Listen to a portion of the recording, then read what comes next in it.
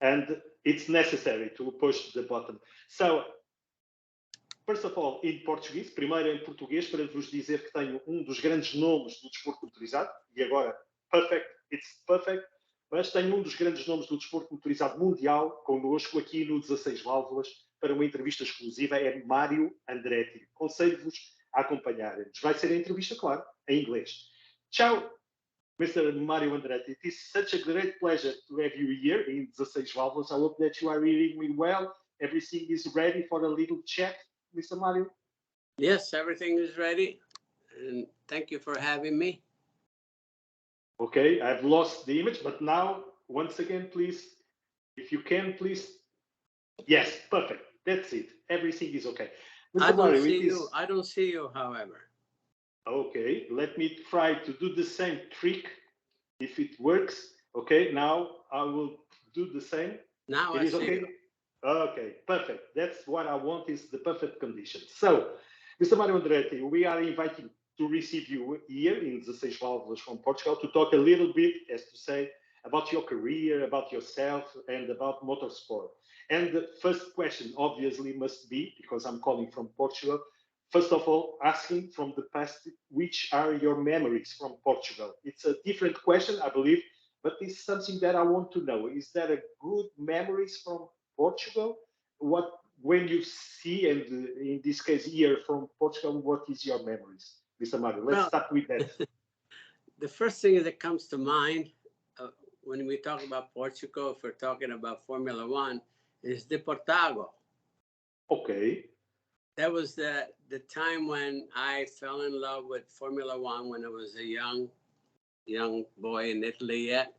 And I remember Marcus Desporto was very much a part of Formula One at the time. Unfortunately, I know that he was killed in a race car. But that's the first thing that I know. He was very famous Portuguese driver. Then of course you have a wonderful facility, a great racetrack, and Portimao, and so on and so forth. So Portugal. I know we get quite a bit of fan mail from Portugal as well. So I know that the motor racing is alive and well in Portugal for sure. But not staying here in Portugal, right? You have not been here for a short or long term. I don't know why, and I never had the opportunity to visit Portugal. I have some friends, in fact, that is a friend with a local restaurant, is Portuguese, and Miguel, and but I've never been there. So someday, for sure, I would love to visit. Obviously, and you are invited from now on to please visit this country, because I'm sure you will appreciate, and a lot of memories will be here. So, Mr. Mário, let's talk now a little bit about yourself and the history in motorsport, your place in history from motorsport. And allow me to ask, first of all, if your first attempts, and also for your first memories from your love for motorsport, did it all started there in Italy, or only when you arrived to United States? Because I've seen that you have been also racing in early years there in Italy, but the major part of your history is made there in the United States, right? But when did it all started? It all started in Italy when I still, living there. I lived there the first 15 years of my life, of course, the family. And so I think it was about when I was 11 or 12 when I really gravitated. My twin brother, Aldo, and I obviously pursue the same, same interests, same love. And when we finally saw our first Grand Prix in Monza in 1954 at age 14, that's it. From there on, there was no plan B. That was the impossible dream at the time, but that was a dream that began. And then a year later, after that, we came to America, and then we saw a golden opportunity here. And and we found out that there was racing very locally here, like it was usual on the oval tracks. And 2 years later, we started building a race car to race locally with some local friends. And in 1959, at age 19, then we started racing here. One car, two drivers. Aldo, we did a toss. Aldo won, and he drove the first race, and he won it. He won the first race. Oh, that's nice starting. Yeah, that was a phenomenal start. I think the friends that we had helping us knew what they were doing. You know, we bought information from a team that was in NASCAR at the time, a very good team. And so we had all the good setups on the car, and we did the right thing. So it was a very, I call, auspicious beginning, the best beginning we could have had. The following week, I won the race. And then Aldo and I, we were going back and forth. You know, he would drive 1 week and I would drive another week. And that's how my career basically started in 1959. But there in Italy, there was no relative in the motorsport, because it all started with yourself and your brother, or is there someone in your family that has given you this love as you have today for your grandsons and all the things? No, quite honestly, there was no family involvement, except I had an uncle on my side, Zio Bruno, who was in motorcycles and things like that. But other than that, it was just Aldo and I basically that pursued this. And my father, you know, he was afraid that we would get hurt, so we didn't even tell him. We didn't even dare tell him the first year that we were racing, even though we were winning. It was in the newspaper. But he didn't speak the language yet, so that was obviously our defense there. But yeah, and we were at the time, we were underage, you know, because you had to be 21 legally to race when you're racing professional here at the time, and we were only 19. So we had to do something with our license, you know, to change the birth date and so forth. So. And we had to tell stories. We had to tell stories. Like, it's funny that you would say that we raced in Italy, because we used to tell them that we raced in Italy in a Formula Junior with the Stanguellini, and everybody, oh, they have experience. They let us race. But that's not true. You know, we started racing here in America. Okay. It makes part of the CV. Okay. That's when it all began. And, and you were welcome there in the United States, because we know from history that a lot of migrants from Italy, and was for someone that has chosen the motorsport, you have got to fight, I believe, with yourself and your brother to win in a world that was so competitive and so inclusive, as to say. It was a long time for you to get the reconnaissance from there in the United States. It was actually. We felt very welcome, never had any issue in that respect. In fact, some of the locals, some of the people were actually fascinated. Oh, yes, we have these two boys from Italy and so on and so forth. And I remember, Othello, that we bought Sala Sport racing uniforms, you know, with all the zippers and everything. And so they said, oh, they look like, you know, real race cars from Italy and so forth. So the locals, we had no issue whatsoever. I never had a problem here in America, you know, with the family, to be accepted and so forth, because we were never really concerned about that. We thought we'd do our thing, you know, with pride, and that's it. And so those issues were never a situation for us, and career-wise, it was a matter of just moving on and earning your respect as you go, and pursue, you know, your ambitions, if you will, and go from category to category. Yes, that's my next question. It was you have got to be in different competitions because you are not satisfied in each one, or it was the way for you to go forward in your career? Because you have been making a lot of history in motorsport, a lot of categories, but always changing. It will be improvement in your career, or it was something that you are not satisfied in one competition, 1 year, 2 years maximum, and then slip the side? Here's the way I looked at the situation. Obviously, when you're here, when you're like in first grade, you look at the university at the very top. And, you know, you have to be ambitious, obviously, to be able to move on and have that energy to just really take whatever is thrown at you. And basically, there are categories. You know, I didn't want to stay too long in the lower category. I felt if the first thing that I wanted to do, obviously, was move to single seaters. That was my ambition, not stock cars. I wanted to go to the purest form of the sport. And the next level was 3/4 midgets. And then, and winning. If you win there, you move on. Every year, you know, I won in stock cars, you know, locally.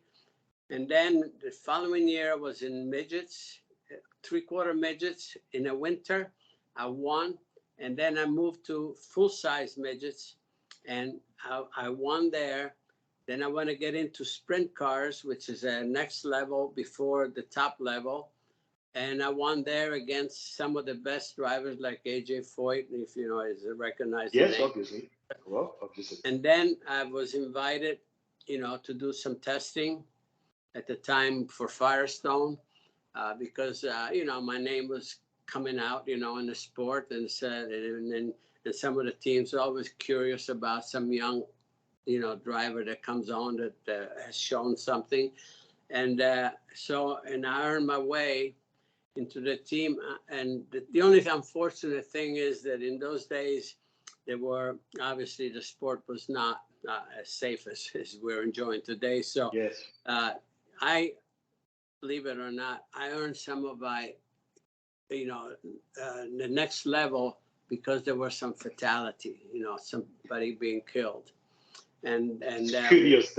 And it was just sad, but that's the way it was, you know. And I earned my test in the car for the top level in 1964 because the driver was killed in another category. I was in that race, you know, and but they needed somebody, and they figured, oh, let's test Mario, see how he's doing. And I was doing okay, and that's it. And I got the job, and my very first full year in Indy cars was 1965, and with the team that hired me, and I won the national championship. I was the youngest driver to do that, and I finished third at Indianapolis, which got me Rookie of the Year, which is, you know, I think it's a great recognition. But the interesting part there, in '65 at Indy, Colin Chapman and Jim Clark were there, and that's the race that Jim Clark won, and I finished third, and I got to befriend them during all the week of practice. You know, that we spent a lot of time at Indy. And after the race at the banquet, we were saying our goodbyes. And I told Colin, I said, Colin, someday I would like to do Formula One. And he said to me, Mario, when you think you're ready, you call me and I will have a car for you. Now, can you imagine how I felt at that moment? So the objective for me was to try to continue and earn my way into Indy cars. I won 2 championships, one after another. The following 2 years, I finished second in the championship and only lost the championship on the last race because we couldn't finish the race. And then, and that's the year in 1968. At the end of the season, I asked Colin, I said, I would like to do the last 2 races. Monza and It was a completely different world there in Formula One. Oh, it was, yeah, for sure. But I already had won, races in Indy cars, and I already won. I won almost every road course race in Indy cars at that time, and then and I was driving against not just locals. I was driving like Dan Gurney was, one of the drivers there, and so forth. So I had pretty good idea, and I already had won the 12 hours of Sebring for Ford together with Bruce McLaren, so I had, I was pretty prepared. But yes, for sure. And my first experience was testing in Monza with the Lotus Formula One, and I felt very, very good in that car because the response of the car was so much better than what I had experienced before. Like even the Indy car on the road course is much heavier because of the ovals and the braking and so forth. So the Formula One car was so sweet, and I felt very good about it. And the only problem, like I'll say very quick, in Monza, I had to qualify on a Friday and then come back to the United States and race on the dirt track, because I was going for the championship that year as well, and then come back on Sunday to drive the race. Grand Prix, and we had an agreement with the organizers that they would waive the 24-hour rule, but when I went back the next day, and I was 7th on the grid, but I qualified only the first day, which in those days, every lap that you did Friday and Saturday counted for the championship. It's not like today that specific qualifying hour, every lap. And I only had the morning of Friday, and I was still 7th on the grid. But when I arrived there, there was a protest by Ferrari. And they didn't let me start the race. And so the next race was at Watkins Glen in America, and I had never driven there at Watkins Glen, and I put the car on pole there, and next to me was Jackie Stewart, and Graham Hill was my teammate, and he was 4th, so I was quicker than him, and I felt really, really good about that for myself, for feeling that I belong there or something. Obviously. And being a champion, world champion in 1978, 10 years after you were the world champion, it was something that was the limit that you had established for yourself. You didn't want to do anything else. The other way is only enjoying being the first in the world with this Formula One title in 1978. Well, let's face it, to be able to win the world championship, was my ultimate dream, actually, which was from the very beginning, and to do it, especially in Monza, and unfortunately, my teammate Ronnie Peterson was killed that day, on the first lap, and so I could not even celebrate. It's unfortunate. Obviously, we're good friends. And but the ultimate dream was achieved there, at the time, and again, after that, obviously we had, the development of the car was not really very good. We wanted to go. Colin was wonderful, in so many ways, but he always wanted to think outside the box, always going for something really new, and some of the development from there on we had some issues, and I had some choices, actually. After that, I felt that I needed to move on to maybe another team, and I had a choice between McLaren and Alfa Romeo, and I chose Alfa Romeo. I should have chosen McLaren, I think. Now you see it. With my heart. It was a wrong thing. And then so when things were not going so well, I decided to come back and finish my career. I was 42 then. Finished my career in Formula One. I mean, in Indy cars, I should say. Indy cars. Mr. Mario, it's the right time, I believe, because I don't want to take more time from you, but it's the right time to talk about the present days from Formula One.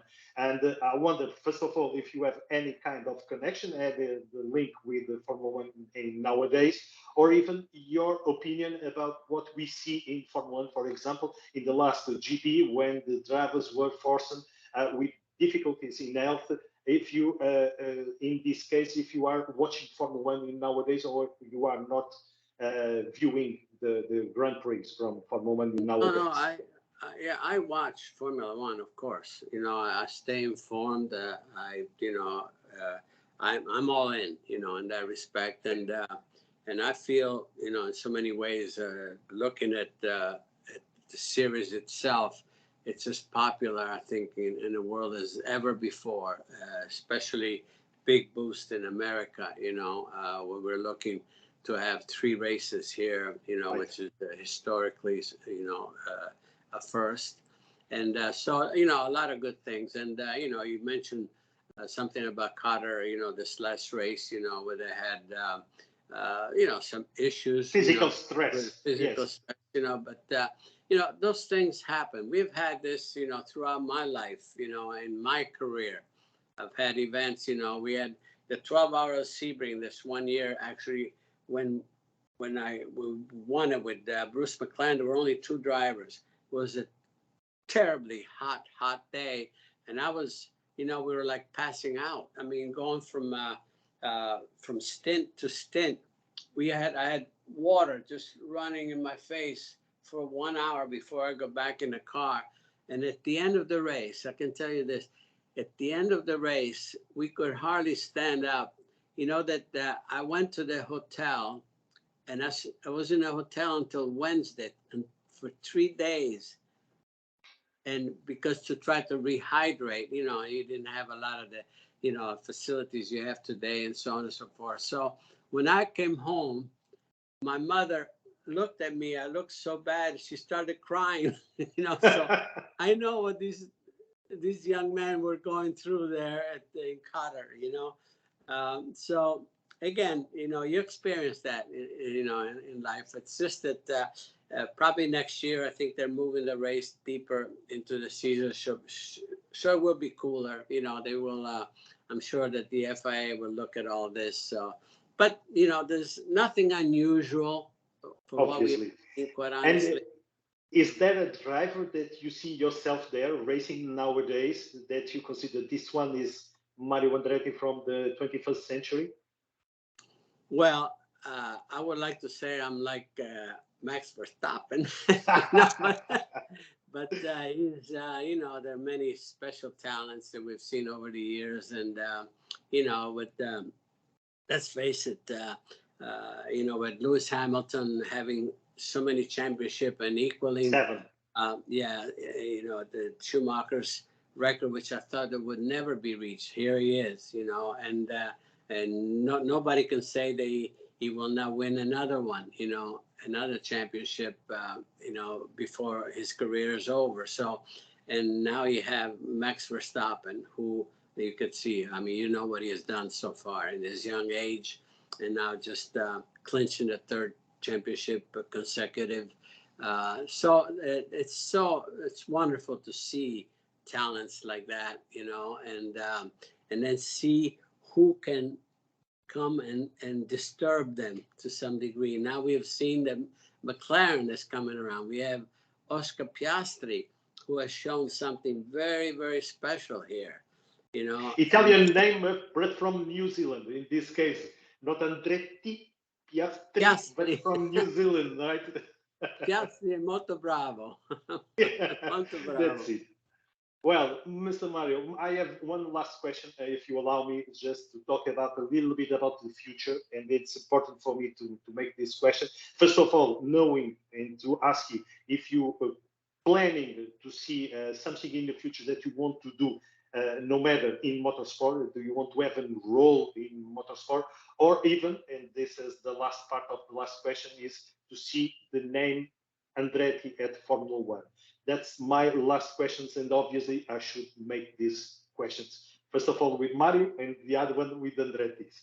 Well, actually, we know that, my son Michael is trying to get into Formula One. And at the moment, what is very positive that the FIA has approved the team to proceed because they met all the requirements, every requirement that they put in front of them.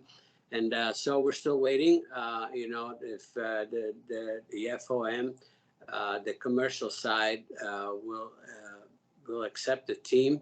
But then my dream now, obviously, is to be able to be inside Formula One alongside of my son and spend the rest of my life there, and being part of it. That's something that it would be a dream again, for me. That's something to look forward to. So in 2026, right? I'm sorry to interrupt.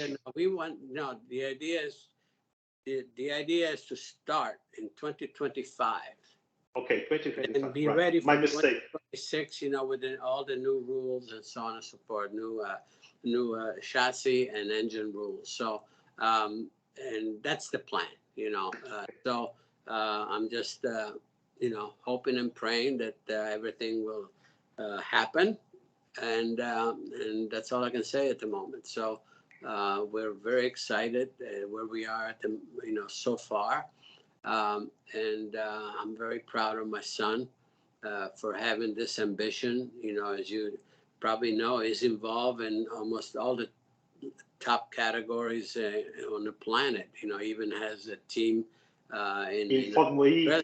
And then Formula E, as you know, they this year they had a world champion, with Jake Dennis, as a driver, and of course, so again, it's our life, deep down, and I'm so proud that the family, the second and third generation we have in the business, and Michael, again, he's very, very ambitious, and everything that he does, it's all racing, nothing else. That's what we live on.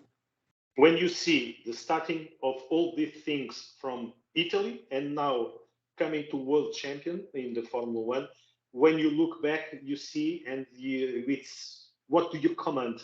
In this case, you are saying it was a hell of a ride. Right, Mr. Mario? It was a hell of a ride, and I feel that I'm been very blessed, and I count my blessings every day. Okay. And is there something that you regret more than not driving when you have the option and you have made the choice in Formula One? Is there something else that you regret that if it was nowadays, you would make the different choice? Yeah, there's some regrets, but overall, it was a learning stage. Everything can be totally perfect, but everything was better than I ever expected. So looking back at everything, yes, I'm totally satisfied and thankful for what has happened to me so far in the world of motor racing. It was thankful for someone else, or for the chance for doing this? When you think you are thankful for your parents, for your sponsors, for your friends? Well, I'm sort of proud that my parents, all of a sudden, even my father was very proud when he realized that, at the beginning, he would not have allowed us to race because of the danger factor. But then he saw, okay, they're going to do it regardless. So when we started winning, when he saw that you won some races, like when he was in Indianapolis, when I won that, he said, oh, that's my son. And I won a championship. That's my son. So, it's wonderful to have the family being proud of you, if you will, and just feeling, yes, he's doing the right thing because he's enjoying it.